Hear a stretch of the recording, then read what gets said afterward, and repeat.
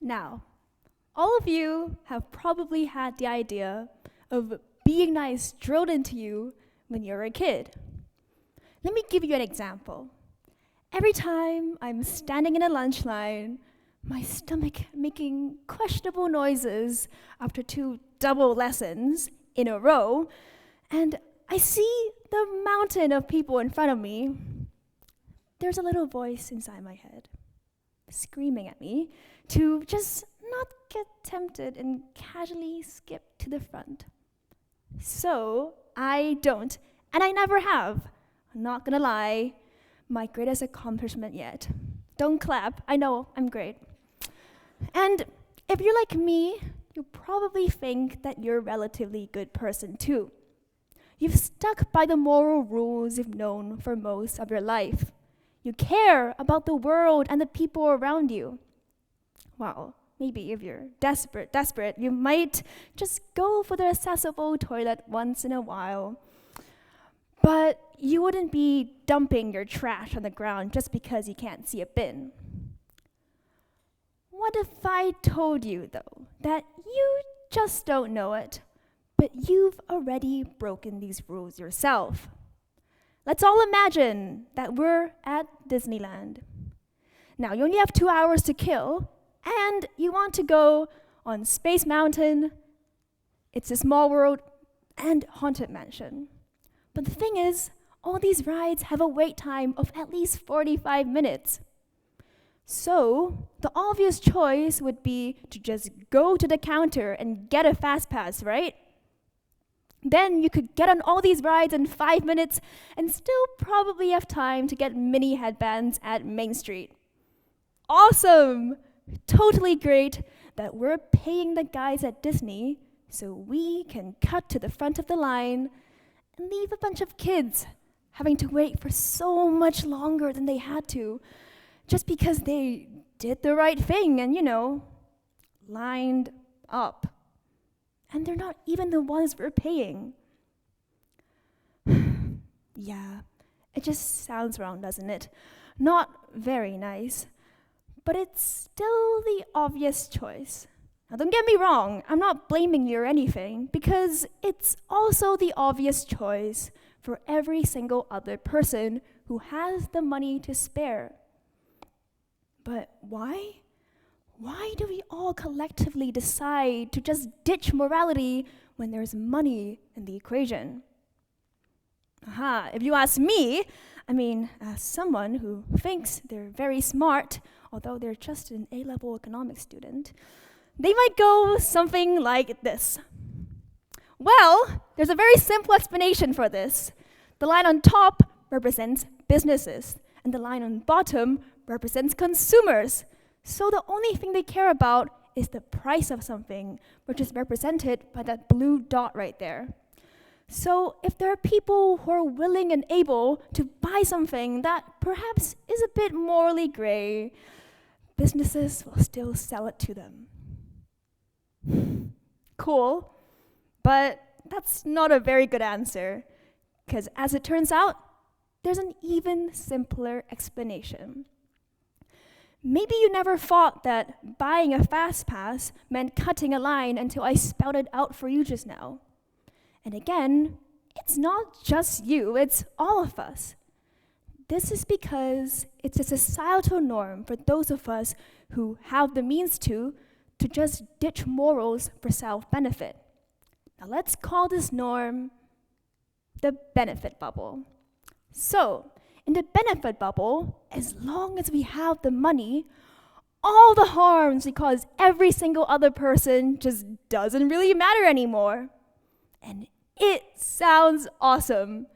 It's a win-win for both the firms who profit and the consumers who gain some sort of benefit.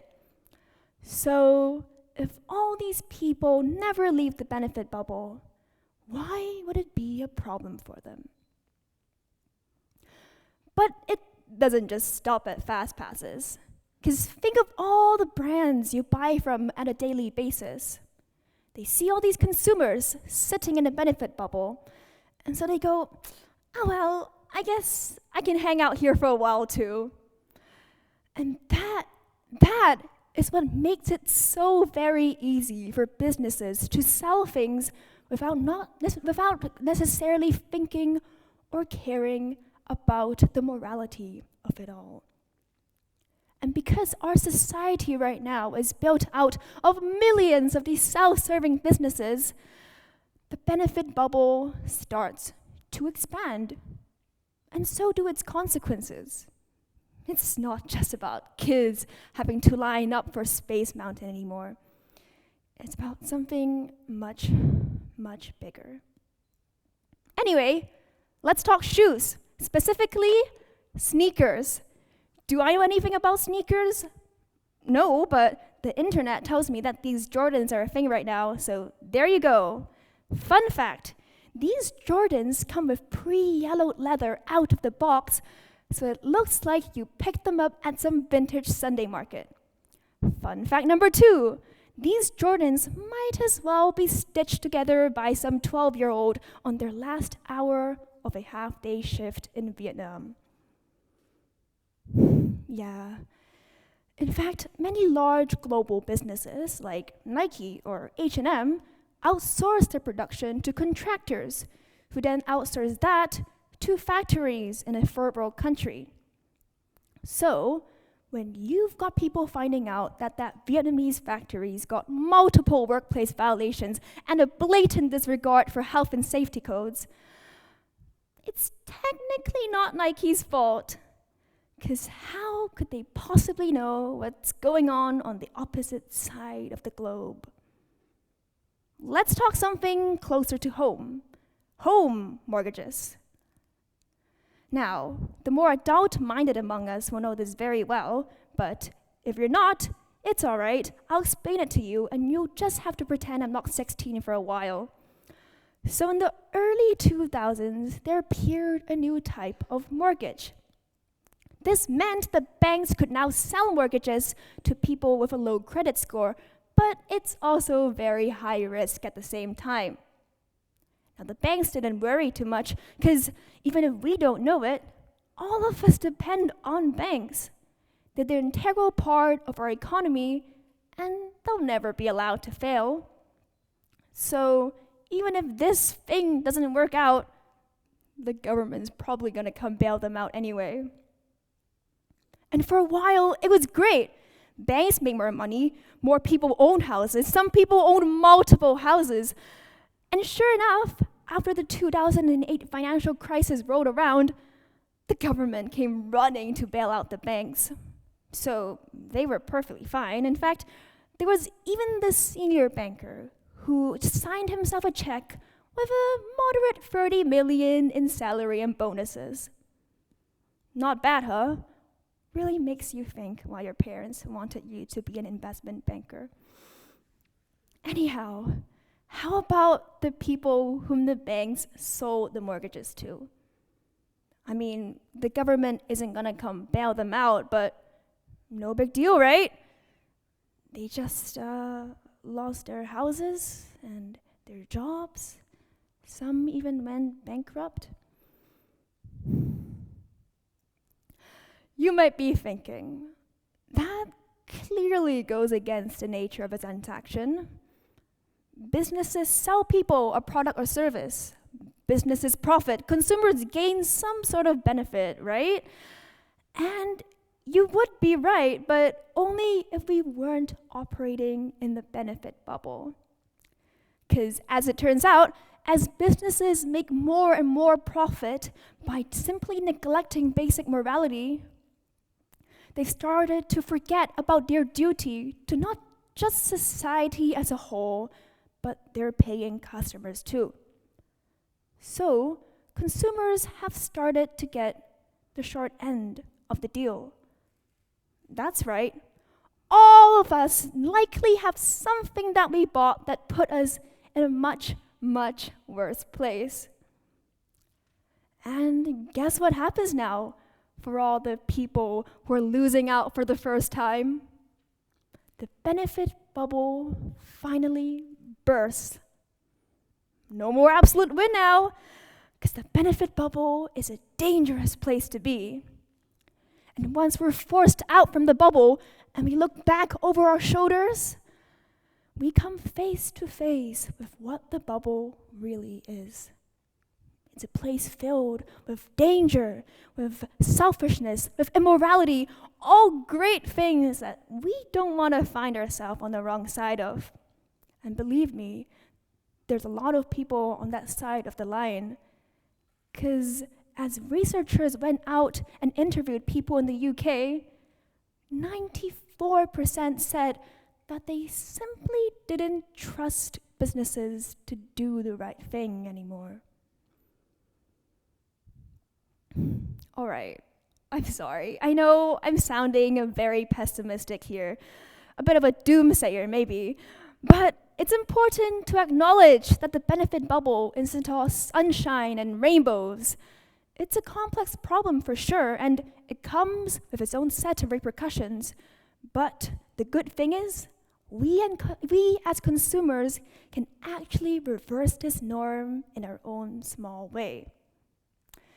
We might not all be politicians or change makers or have as much market power as a Fortune 100 company, but there is one thing we can all choose to have: morality.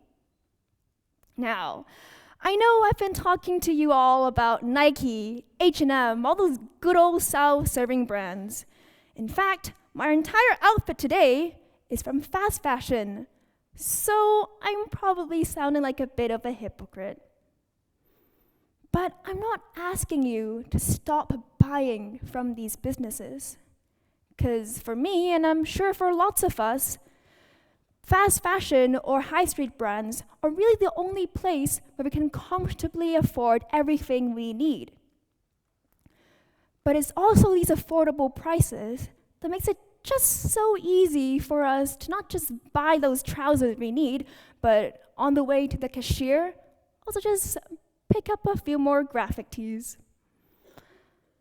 When we get excited and continuously overshop, we start to forget that there just might be a lack of morality behind all the cheap prices. And as we continuously generate demand for products and services we simply don't need, firms would just find more overworked kids to make it for you so they can cut on costs and reduce prices even more. So what we have to do is really quite simple. Buy only what we need. Shop consciously. Don't buy too much. Make a shopping list if you can. And when firms see us caring much less about flash sales, they're also gonna be encouraged to create products that are more quality, more long-lasting, not just churned out of a sweatshop somewhere to save on cost. But it's also the case that, when we can, try and buy products that we know are created with transparency and with integrity. Shop at places with clear supply chains, at small independent businesses, and we're creating demand for products that have a positive social footprint. Now, on a macro scale, we're sending a clear signal to firms that we just don't want dirt cheap stuff. We'll only buy from you if you can show us that you care just as much as morality as we do. So firms will also start to become more conscious of their societal impact. And if you think, and as consumers, we can actually bring our firms out of the benefit bubble, and if you think this is far too high of a mountain to climb, we're actually seeing this happen right now. Because just look at the fair trade movement, for example, where firms take direct responsibility in giving their suppliers actual equitable pay. It didn't all happen all on its own, because it happened actually when tea junkies like you and I started questioning where exactly their daily cup of tea comes from and simply asking their brands to step up. And I know this change isn't gonna happen with like a snap of our fingers. It's a reshaping of a societal norm, a dismantling of a culture of immorality built up from the early days of the Industrial Revolution, where boys and girls were working 15-hour days for minimal pay. But I'd just like you to remember, firms aren't gonna produce something if we don't want it. If we don't buy something because it's simply immoral to do so, we're directly forcing firms to either stop making it or to rethink how they produce it so that they put morality at the forefront. So we can actually bring these firms out of the benefit bubble and we can make a change. We're not just powerless individuals at the mercy of big business. We can make the choice to introduce morality back into our transactions. We can start building a market culture of mutual compassion and of mutual respect. And if English breakfast tea that we drink every day can get here, I think Jordans are also gonna be able to get here too. So, next time you're scrolling through the Disney website, contemplating whether to add that fast pass to your cart, do you act in your own self-interest and press buy now? Or do you do what's morally right and think of all the others in the line? I'll let your conscience do the talking. Thank you.